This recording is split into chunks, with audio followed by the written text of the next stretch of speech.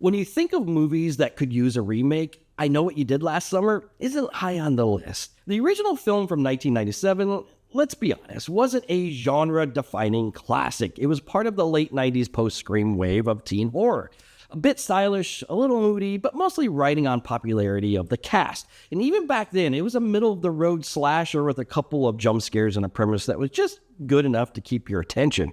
The sequels didn't do it any favors either, so here we are in 2025 with what's being called a reboot sequel, or technically a legacy sequel, same title, same returning characters, and a new cast. The marketing leaned into the nostalgia hard. The goal, apparently, was to bridge generations, take something familiar to older audiences, then layer in the modern update for the new ones. In theory, that's not a bad idea, and a lot of films done it and done it well, but in this case, the film feels stuck. It doesn't evolve. It doesn't reinvent anything. It just copies the feel of the original, and not the good parts. This version was directed by Jennifer Caitlin Robinson, who's done solid work. And from what I understand, she had the real intention to bring back the 90s horror vibe. You could see what she was going for. It tries to recapture a specific tone, moody, mysterious, and a little stylish, but instead of giving it a new energy or perspective, it just flattens out into something safe and forgettable.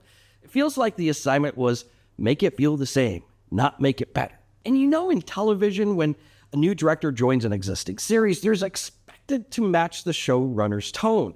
No big swings, just stay consistent. And that's what this film feels like, a director being asked to preserve a mood, not craft something new. And that's fine for a long-running show, but for a film trying to restart a franchise, that doesn't really work. And let's talk legacy. Jennifer Love Hewitt and Freddie Prinze Jr. are back, and I grew up watching them, and it's always nice to see actors from that era show up again. You want to root for them. You want the film to give them something meaningful. But this one doesn't. Their return feels hollow, not because of anything they did, but because the script gives them nothing. There's no real character growth, just familiar faces dropped into a story that doesn't seem to know what to do with them. And it ends up being a reminder of not how iconic they were, but how easily great performers can fade into a weak script. And that's frustrating because there was potential there. The nostalgia element could have carried real weight if the writing had given them anything to hold on to. Instead, it just wastes the opportunity. And then there's this new cast, the younger generation, and this might sound harsh, but they feel like placeholders, cookie-cutter archetypes with no depth. They're either forgettable or actively irritating. There's no emotional hook, no reason to care about them. In fact, it's kind of feels like the film expects you to be rooting for their deaths.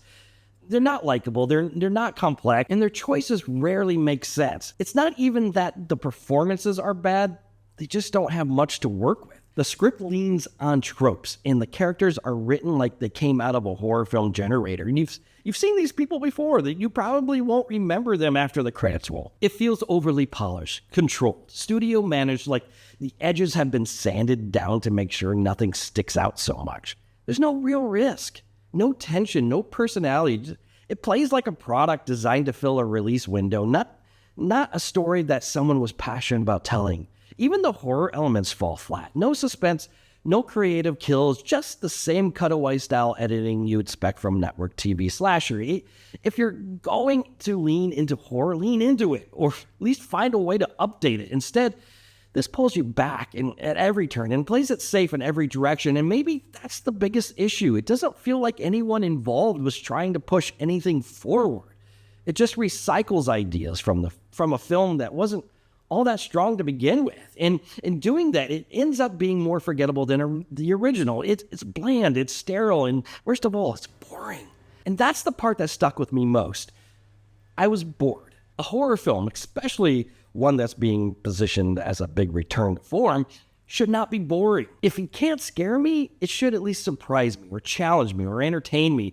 This didn't do any of that. And I gave it time. I didn't want to rush this review. I waited overnight, sat with it, and thought maybe I was being a little too harsh, but the more I sat with it, the more frustrated I became. Not because it's a bad movie in the usual way, but because it's a movie that never tried to be anything more than average. And some movies fail because they're ambitious, This one fails because it never really takes a swing at all. It plays to the middle. And even then, it undershoots. And if you're thinking of watching this just for nostalgia, wait for it for streaming. If it ever becomes free with subscription, maybe give it a background watch. But honestly, there are better ways to spend your time. Go back to the original if you're curious.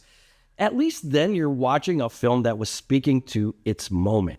Even if it wasn't perfect, this 2025 version doesn't have a moment. It doesn't have a voice. It doesn't have a reason to exist. So yeah, that's where I land on it, but I want to hear from you. Did you get something from this that I didn't? Was there a deeper angle I missed? Let me know, because I'm open to being wrong. Right now, this one sits at the bottom of my list of the year. Not because it's offended me, because it didn't do anything.